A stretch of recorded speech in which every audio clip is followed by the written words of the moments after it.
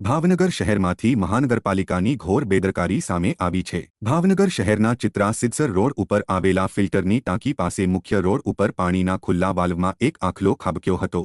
Chitra સિદ્સર road ઉપર આવેલા ફિલ્ટરની ટાંકી પાસે મુખ્ય રોડ ઉપર આવેલા પાણીના વાલ્વના ખાડામાં આખલો ખાબક્યો હતો। ત્યારે સ્થાનિકોનું કહેવું છે કે આ વાલ્વના ખાડામાં કોઈ બાળક કે અન્ય ખાબક્યું હોત તો પરિણામ અલગ હોત અને જાનહાનિનો બનાવ બન્યો હોત। ત્યારે લોકોની માંગ છે કે આ ખાડાને લઈને મહાનગરપાલિકાએ કાળજી લેવી જોઈએ।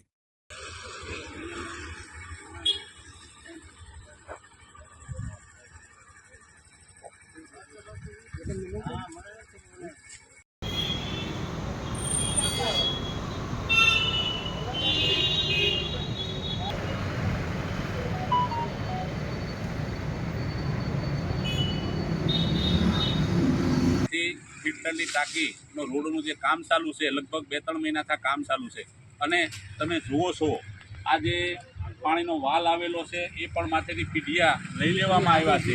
તો એ પીઢિયા રોડનું કામ કરવું હોય ત્યારે પીઢિયા લઈ લીધા પછી પાછા મૂકી દેવા જોઈએ, કારણ કે આ રોડવાળાની બેદરકારીને કારણે અહીંયા સાઈન બોર્ડ પણ મૂકવા જોઈએ, સાઈન એક પણ બોર્ડ મૂકવામાં નથી આવ્યું। આ તો ખૂટીઓ જાનવર જે પડી જાય, પણ મને એવું જાણવા મળ્યું કે અહીંયા ગાડીવાળો પણ પડ્યો હતો, એમને પણ અહીંયા વાગ્યું હતું અને સામેના દુકાનવાળાએ પણ એમને કાઢ્યો હતો બહાર। એટલે ખરેખર આવી બેદરકારીને કારણે લોકોના ભોગ લેવાતા હોય, જાનવરોના ભોગ લેવાય છે।